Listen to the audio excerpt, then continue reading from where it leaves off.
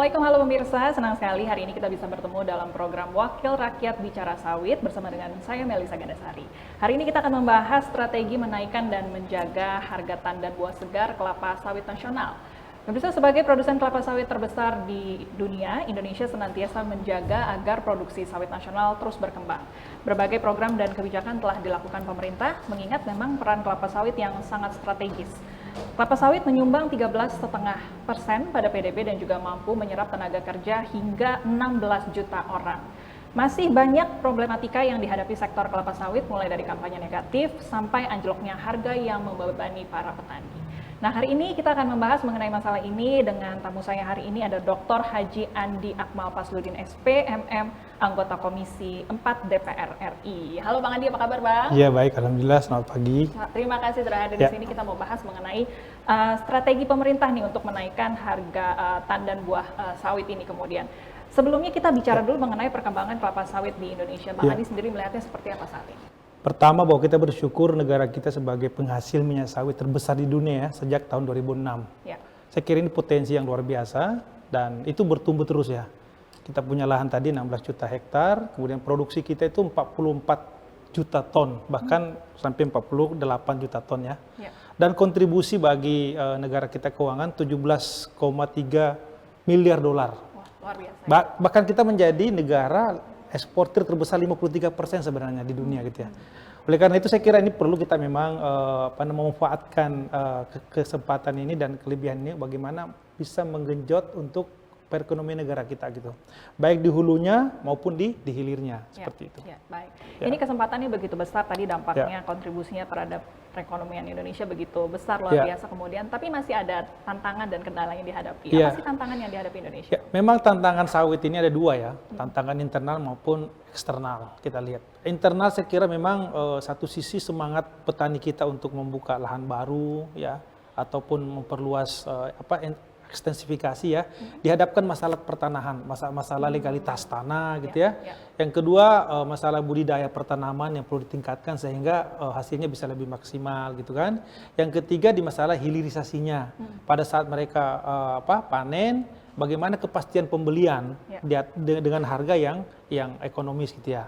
Nah, kalau kita lihat secara eksternal, ya internal tadi masalah ya, eksternal kita melihat bahwa dunia saat ini kan memang menghadapi masalah ya. Betul. Masalah energi, masalah pangan. Betul. Masalah pangan salah satunya adalah bagaimana minyak dalam minyak sawit ini mengalami masalah karena beberapa negara di dunia ini yang menjadi penghasil juga terkendala dengan pengiriman COVID kemarin ya. Kemudian adanya perang di Ukraina ya. Jadi sehingga menyebabkan masalah eksternal ini berpengaruh terhadap internal kita, ya kan? Nah, karena harga di luar negeri sangat melonjak, kemudian ekspor terus dimaksimalkan, bermasalah bagi ketersediaan minyak goreng dalam negeri. Makanya sempat langka. Nah, langka dan saya kira ini sudah terselesaikan sekarang ini. Kita bersyukur terselesaikan.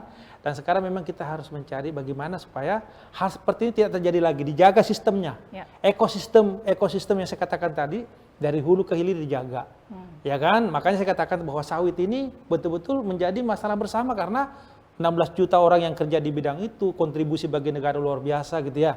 Dan ini adalah produksi terbesar kita ya di sektor pangan kita. Sehingga memang kita semua harus konsen di dalam masalah ini gitu. Baik. Jadi memang semua pihak tadi harus ikut campur begitu beserta dan memberikan tadi kontribusinya karena memang pengaruhnya begitu besar bagi negara kita ya. Tadi sempat dikatakan bahwa minyaknya sempat langka kemudian di Indonesia. Tapi saat ini fenomena yang terjadi justru harganya turun saat ini. Apa yang terjadi sebetulnya? Ya kita melihat bahwa pada saat langka dan harga melambung karena ekspor memang yang tidak ekspor keluar karena harga di luar lagi bagus. Itu kan hukum ekonomi ya. Nah, ada kebijakan-kebijakan yang perlu kita perbaiki ya, dan itu sudah diperbaiki sekarang. Nah, sekarang masalahnya terjadi harga TBS ya, tandan buah segar yang anjlok di tingkat hulu petani. Baik. Nah, masalah yang pertama adalah terutama bagi petani swadaya. Ya mereka tuh tidak ada kepastian pembelian ya, dibandingkan dengan petani yang berkolaborasi dengan perusahaan ya, petani plasma atau petani kemitraan.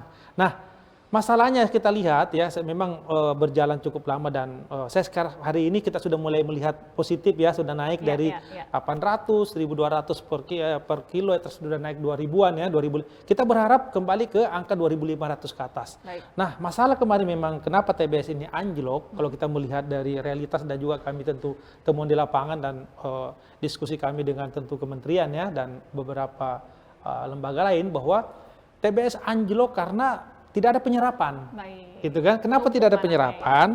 Karena saat itu ekspor dihentikan. Nah, ini kebijakan yang tiba-tiba gitu loh.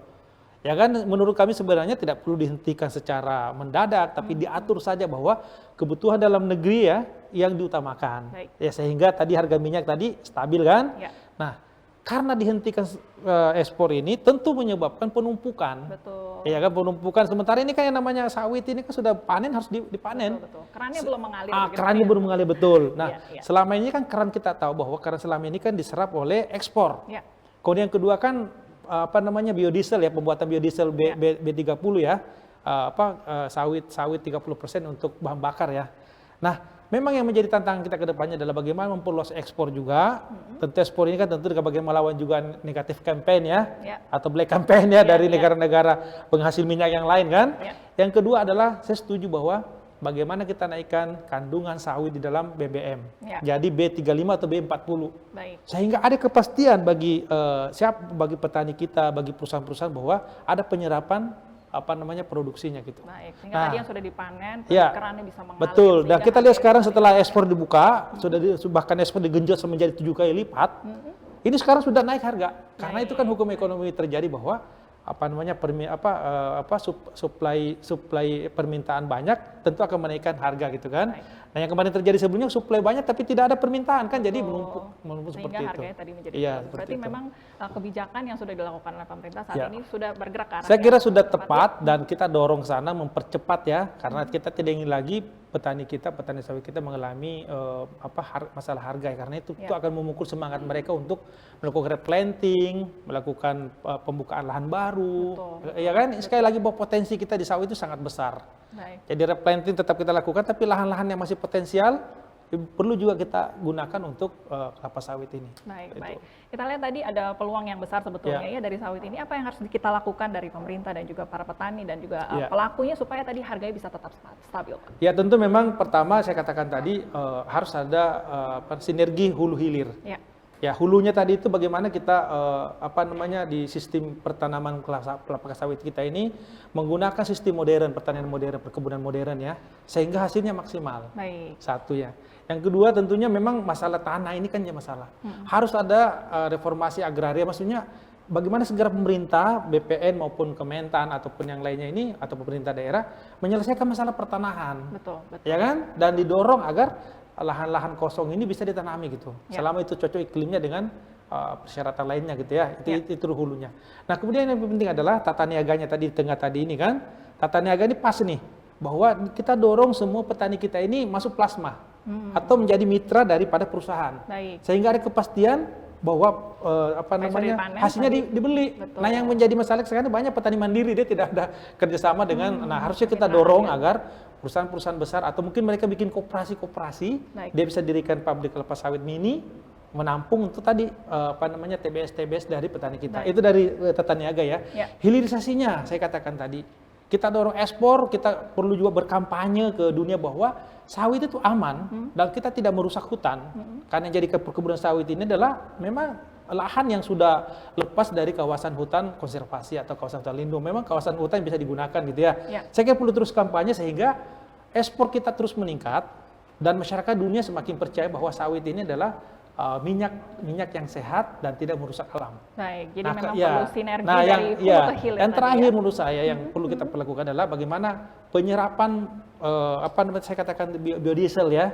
Biodiesel tadi itu kita dorong agar kandungan sawit di dalam biodiesel itu sampai 35 sampai 40%. Baik. Kalau ini terjadi, saya yakin bahwa petani tidak berpikir lagi bagaimana masalah harga ataupun masalah penyerapan, tapi bagaimana mereka bisa berproduksi semaksimal mungkin sehingga kesejahteraan mereka meningkat. Baik, karena ada permintaan pasti Ya, seperti itu akan kondisinya. lebih baik lagi produksinya Ya, begitu ya. ya. Tadi yang menarik ini mengenai kemitraan dari petani dengan Ya. perusahaan. Apakah Ya. ada program yang bisa mendorong hal tersebut kemudian? Sebenarnya dalam undang-undang perkebunan, Permentan sebenarnya sudah mewajibkan ya bahwa 20% lahan itu kan harusnya dikelola oleh petani, Ya. dan mereka 20% dibina oleh perusahaan-perusahaan besar.